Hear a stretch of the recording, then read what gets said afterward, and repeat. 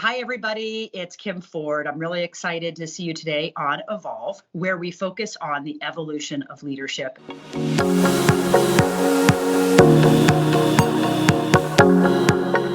I have a very, very special guest today. Would you please take a minute to introduce yourself and your business?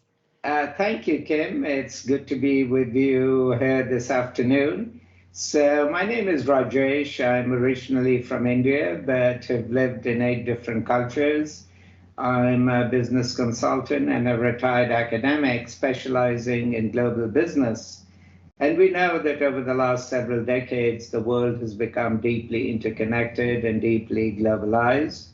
Although it's possible we may be at a little bit of an inflection point right now in terms of what's happening in the world. But that said, we live in an interconnected world, and one of the things that a lot of business managers need to deal with is deal with national culture, and especially when they're doing business overseas, whether they're exporting, importing, licensing, setting up joint ventures, or doing M&A deals.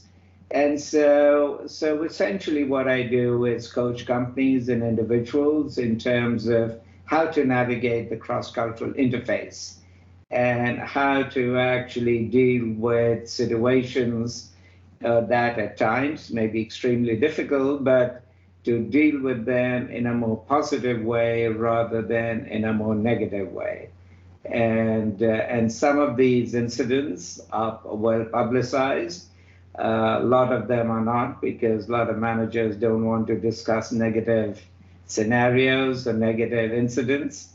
But clearly, some of you might be familiar with the Carlos Ghosn story or the Renault-Nissan alliance, where there's been a lot of bitterness, and it's burst out into conflict. And there was a book that's just been recently written by two reporters based in Tokyo. So the point I'm making is that dealing with cultural differences is, I think, important, especially for those actually doing business overseas. But in another way, we have a lot of diversity in the country, in the US as well. So you have people coming from different backgrounds. So I think it also becomes imperative, at least in this global village, even right now.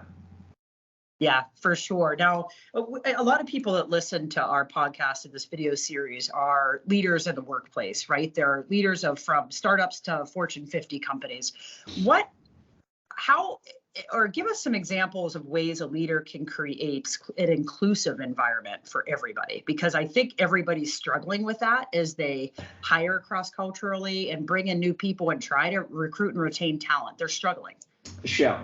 So I think to begin with, the first important thing I would say is respect.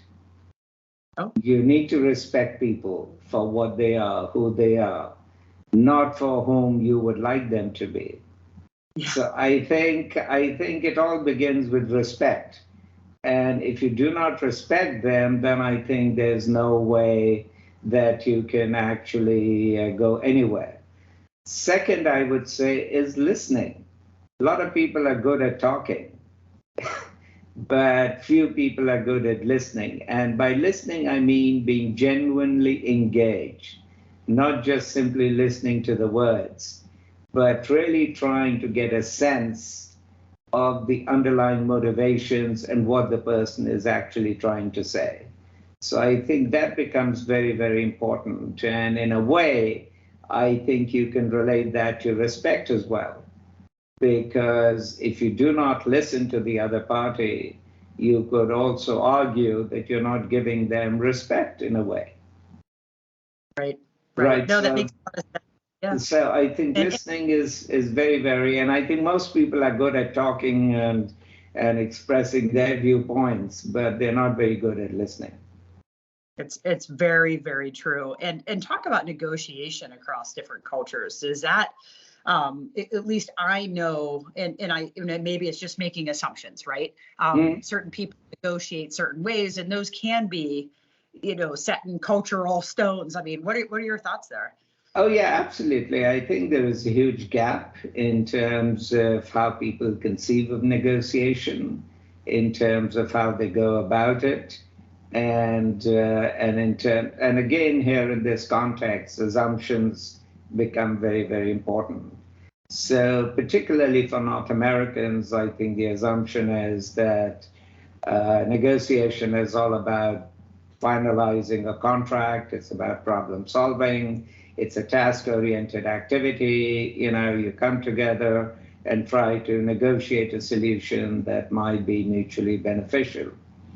Now, this, of course, is also the perspective everywhere, but I think there is a lot of preamble before this.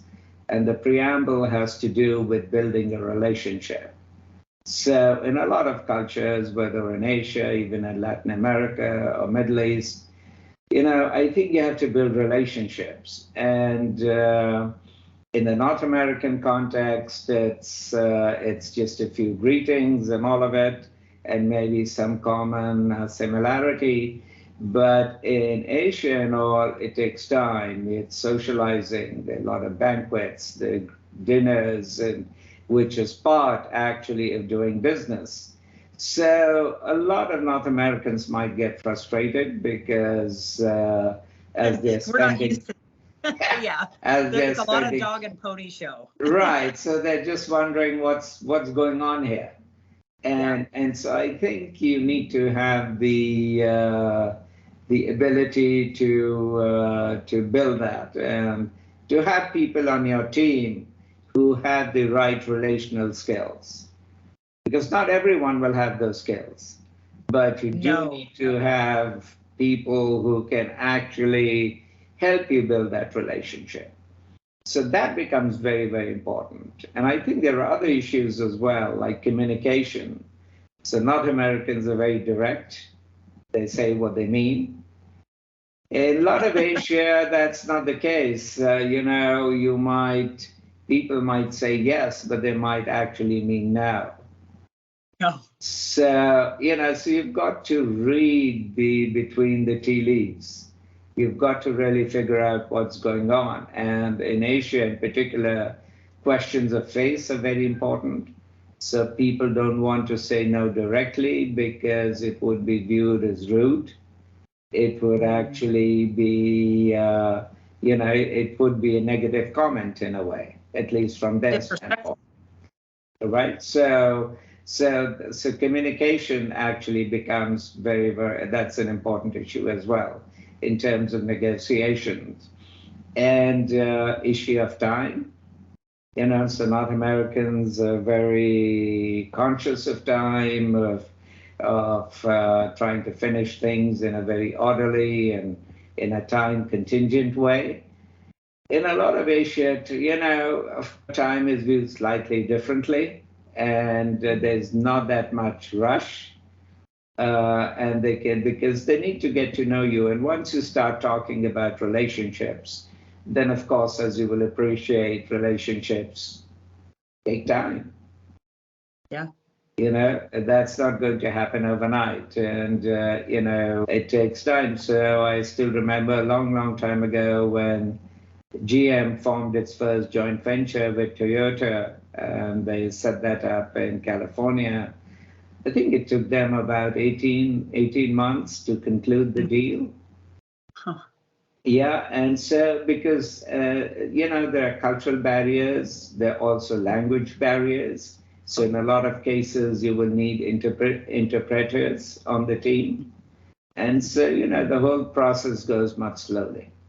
Yeah, I remember quite a few meetings overseas during my last 25 years where I remember one in particular where I was told at the beginning that I'm the best suited by far to give this presentation, Yes. but I was recommended that I don't because I was a woman. And in this particular culture that I was in, it was no offense and it was great, explained in depth, but it just won't work. And it's that was like eye-opening for me because you do struggle with that in the United States still to this day in certain professions, especially when I was younger. Right. But wow, that really threw me for a loop. I didn't expect that. Right. Yes, I mean, I think, and the thing about culture is that these are so deeply unconsciously embedded in whom we are. Yeah. They are product of our childhood socialization, and then they become so deeply ingrained that we don't even realize that we are Yeah. acting on the basis of our culture. Yeah. And it is Which is not amazing. till the time that we go to another culture that we realize that something is not right. And then you do introspection, you do reflection. Yeah. Yeah. Yeah, And I was actually told how to shake hands, exactly what I should say, and then right, how I should be meeting. And I did as I was told. And it ended up being successful, but it was about 13 months of going back and forth. right. And and I did what it took. But Well, I that's was good. very surprised by I had to become a really good listener really fast.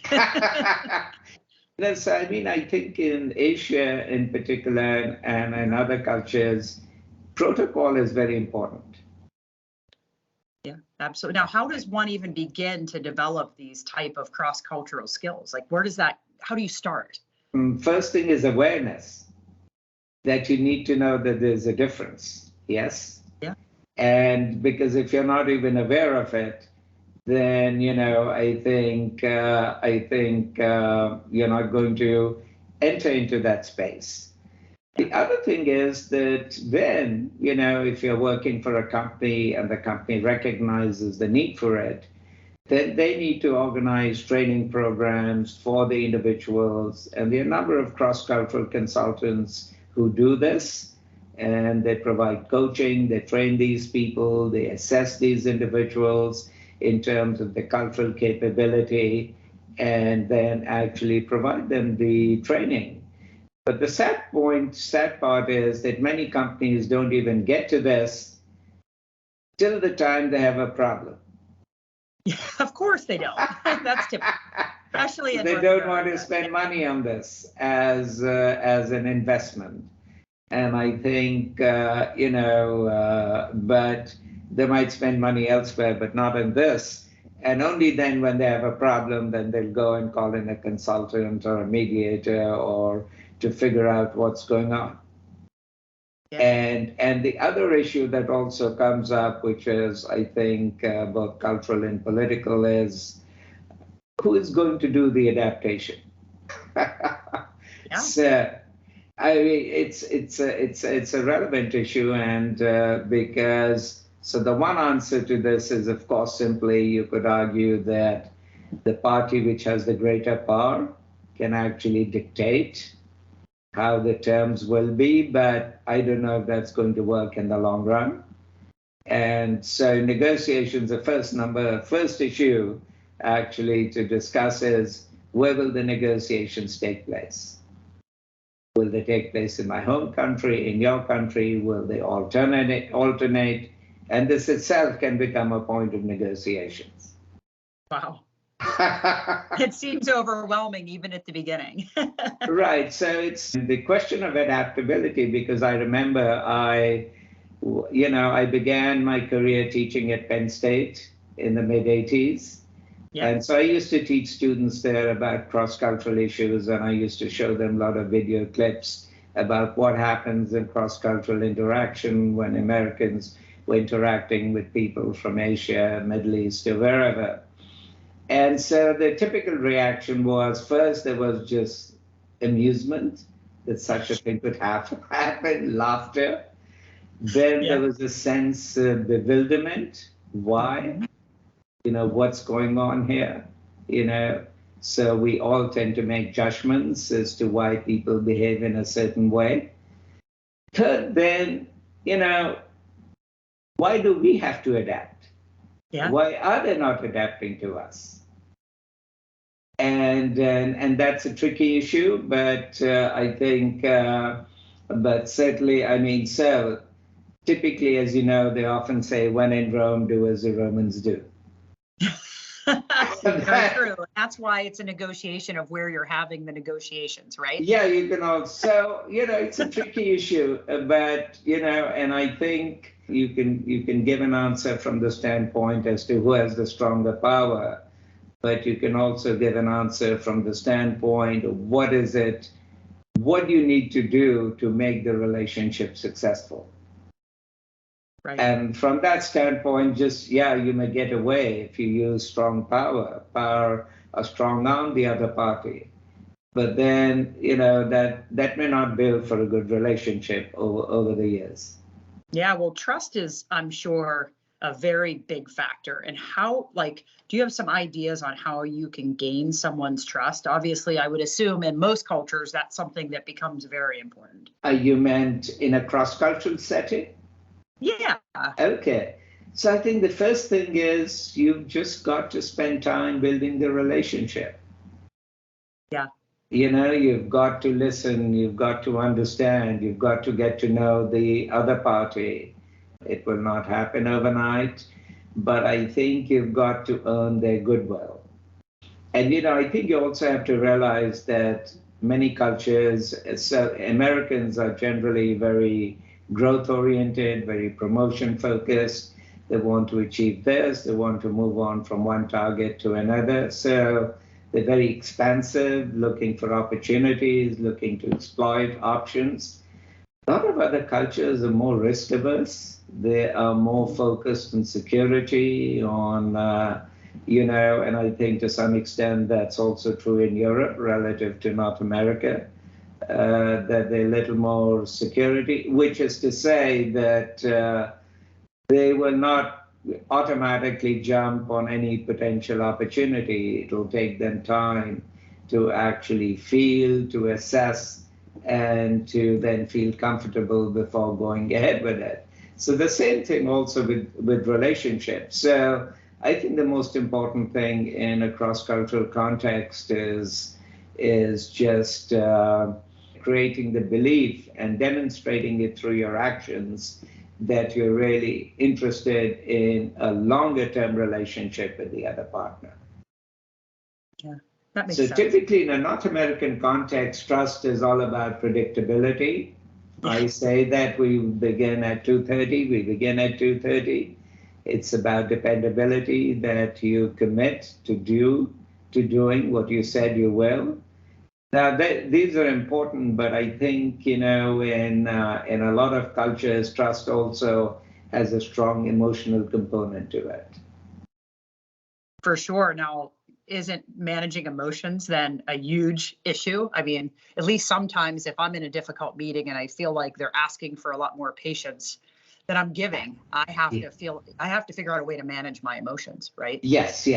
So I think emotions are important. So the first thing is that a lot of people try to deny their emotions.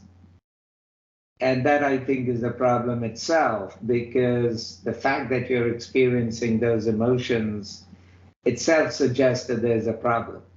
Mm-hmm. But so you cannot really, get rid of those emotions, because if you try to displace them, I think you're also doing away with the problem. So you have to acknowledge them. But then you've got to really learn to deal with it in a more mature way. And I think, I think so. The first thing is just don't act out on your emotions, as we've seen a lot of people do in recent years. And I think that's not good. That poisons the relationship, and then I think it gets very, very difficult to actually get out of that situation. Yeah. So it requires, I would say, a certain degree of self-control. Yeah. A certain degree of impulse control. Yes. And then, you've got to try to reframe the situation in a way. Obviously, with an emotion, there is a legitimate issue at stake. Maybe you feel your partner has cheated you, or whatever it is, yes, or something else has gone on which does not please you. Maybe your employee did not complete the task on time, and there were deadlines, or whatever. So there might very well be legitimate reasons for dealing with for the emotions that you feel, whether it's frustration, anger, or tension. And this can happen in any relationship. But you've got to learn to deal with it in a more mature way. Maybe just take a break out or just, yes, because the danger is, so the problem with emotions is that it is very easy to escalate a situation. Yeah. And very hard to de-escalate. So once you go on the escalation cycle, then I think you are in trouble. Yeah, that's true. I mean, once it gets up there, you can't stop it, right? And especially, at least I find, if somebody hits home personally, yeah, that's when the emotions become much harder to keep it in check. Right. And I handle a lot, but when you add the personal level and you maybe hit something that's, I think a lot of people, that's where their guards go up. And then yeah. So I mean, and at times it happens even in business settings. I don't know if you've seen it. It gets dispute gets personal. Yeah, very personal, and that's what you see it coming. And when you're an observer, it's like, oh no. Right. That's a really sore subject, but that person might not actually know that that's a sore subject. So I think it's that over communication concept, right? Maybe it needs to be shut down before somebody needs to speak up. You've got to, because once it escalates, then the question is, how does it de-escalate? And the parties themselves may be incapable of doing it because no one wants to make the first move.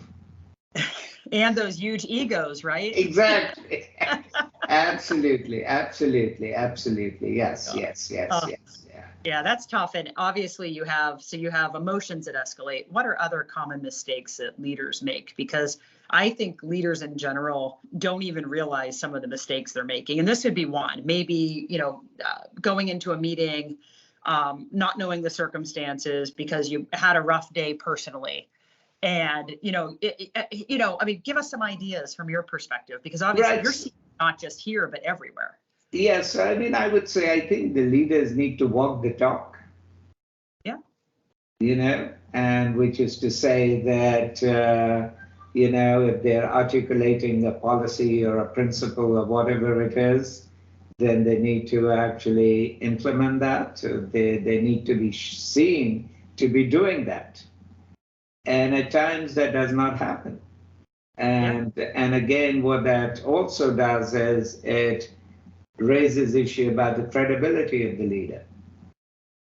Yeah, for sure. Okay. And the third thing I would say is, and which also is natural because leaders live in their own stratosphere or in their own space, they might get disconnected from the organization. They might not exactly know what's going on in the rest of the organization. And that again, I think is dangerous. For sure. Because, I think because then, you're living in a different level and you're not actually seeing what's happening and how people are responding to it. And that I think can also cause challenges and problems and be problematical. We were talking recently to an industrial client, and the head of this company was complaining about their workforce on the midnight shift, the overnighters, and wanted to make these huge changes. And I said, well, how often have you been there during that time to see firsthand what's happening? And he said never. And it was a really easy solution for me, because it was, okay, well, I want you to not go once, but let's go 3 times. And then come back and let's have the same discussion. Well, guess what? He came back and said, we don't need to have a discussion anymore. Because then he knew how to solve his own problems, because he'd never experienced what it's like to be on that shift. And I think that's that walk, you have to walk it yourself. Yeah, you've got to walk it, and you have to have a good understanding of what's going on within the organization. How are people feeling? What are their concerns? And it also, what does it feel like? I mean, if you're not there, you're never going to know. Absolutely. And the problem often is that if you rely on other people to give you the information, that information gets filtered. Of course. And so many times when we start an office search, so we do a lot of office and industrial work. Early in my career, we'd represent a pretty significant professional services company. And one of the first questions I would ask one of the managing partners would be, where do you live? Yeah. Because I always knew that our survey and geography would be tainted based on what their commute's like. So I always knew that first, because that told me where they wanted to be. And what's great is we're actually seeing a major shift, especially since COVID, where leadership actually no longer cares about themselves because they realize that they don't have clients without their team.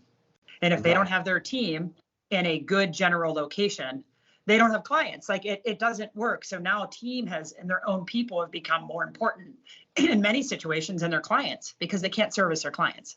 So it's really interesting, the shift. I no longer say, where do you live? Because I hope it doesn't matter. It should be about the people. It should be about the clients, not about you. But it's an interesting thing because for my first 15 years, it was always about them.